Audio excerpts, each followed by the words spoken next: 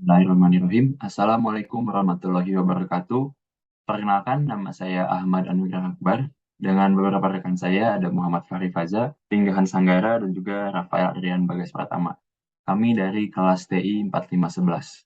Pada kesempatan kali ini, kami akan mempresentasikan mengenai pembuatan tumbler atau botol aluminium yang kemudian melibatkan proses forming. Sebelum kami membahas lebih lanjut mengenai proses forming pada pembuatan botol aluminium atau tumbler, kami akan menjelaskan mengenai pengertian dari forming itu sendiri. Jadi, proses forming merupakan sebuah proses melakukan perubahan bentuk pada benda kerja dengan cara memberikan gaya luar, sehingga terjadi deformasi plastis. Contoh dari proses forming diantaranya ada proses bending, sharing, wire and bar, rolling, forging, dan sebagainya.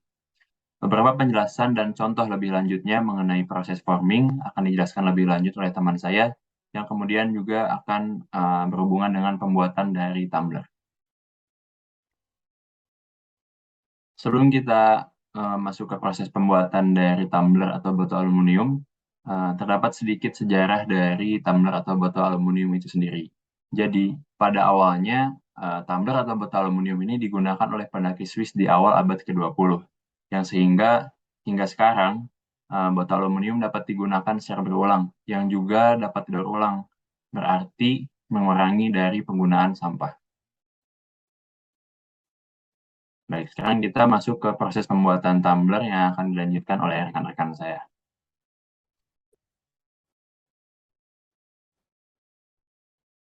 2¾ inches in diameter.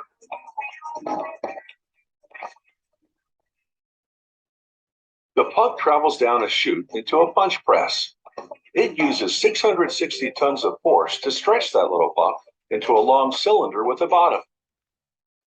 Nah, dari video tersebut dapat dilihat merupakan proses forging atau proses pembentukan. Dari awalnya bentuk lempengan besi, lalu dibentuk sedemikian rupa agar menjadi bentuk botol atau bentuk silinder.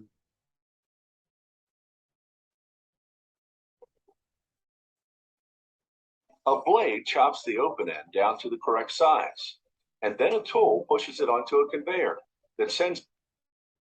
Nah, proses yang selanjutnya adalah proses shearing atau proses pemotongan. Proses pemotongan sendiri berfungsi sebagai agar botol nantinya ukurannya sesuai dengan ukuran takarannya. Jadi bagian yang tidak perlu dipotong agar lebih mudah dibentuk juga. There, machinery moves the cylinder's open end into position for tools to squeeze it into a bottleneck. The tools pinch the metal a total of 26 times to draw the open end down to half its original diameter. This gentle forming process results in less stress on the metal. Nah, selanjutnya adalah proses wire and bar atau proses penarikan. Di sini botol di bagian ujung botol ditarik sedemikian rupa agar menjadi setengah diameter dari ukuran botolnya. Proses ini berfungsi untuk membuat leher botol. Nah, tahap yang selanjutnya yaitu proses threading. Jadi di sini botol-botol pada ujung botolnya itu diukir, diberikan tekstur atau diberikan ulir. Jadi supaya nanti tutup botol bisa tertutup dengan rapat.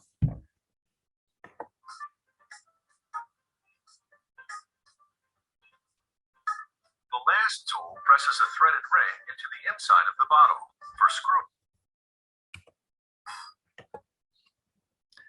Nah, tahap yang selanjutnya yaitu cleaning process. Jadi di sini botol-botol disemprotkan untuk membersihkan pelumas-pelumas yang ada pada proses pembentukan, yaitu pada tahap yang sebelumnya. Setelah disemprotkan air kemudian bersih, botol-botol juga dikeringkan, disemprotkan udara. Now the bottle's headed to a wash station. They get a really good scrubbing to remove the lubricating oil from the forming process.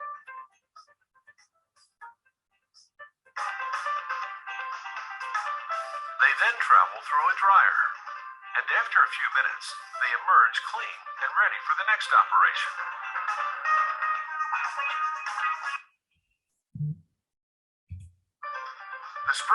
Nah, tahap yang selanjutnya yaitu proses penyemprotan polimer.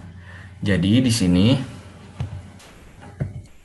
botol-botol disemprotkan polimer pada bagian dalam botol.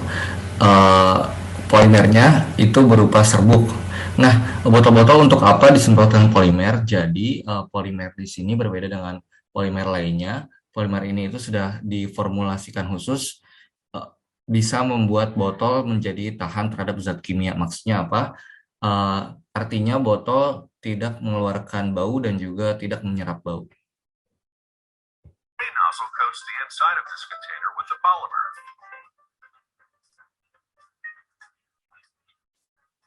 The liner has been specially formulated to be chemically inert, which means it won't absorb or transfer flavors. At this point, the coating is powdery, and you can wipe it off with your finger, but that's just temporary.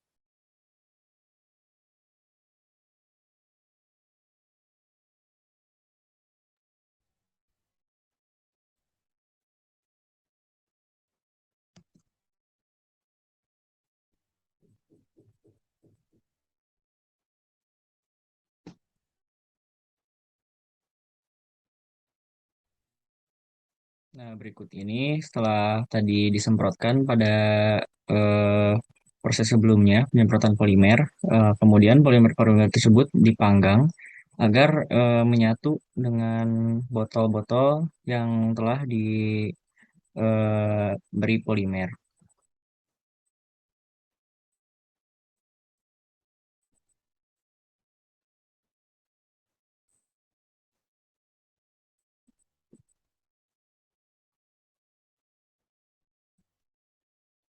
Nah, setelah melalui proses pemanggangan, bagian eksterior pun diberi warna agar diberi variasi dan lebih menarik untuk bagian eksteriornya.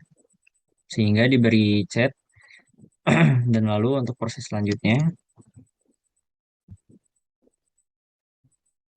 Nah, untuk proses selanjutnya ini ada pemanggangan dan juga finishing. Jadi setelah dicat bagian eksteriornya, lalu dipanggang agar menjadi berkilau dan lebih tahan lama. Dan akhirnya untuk finishingnya produk tersebut siap untuk dijual. Mungkin sekian dari kelompok kami. Mohon maaf untuk kesalahan pengucapan atau kata. Sekian dari kelompok kami. Wassalamualaikum warahmatullahi wabarakatuh.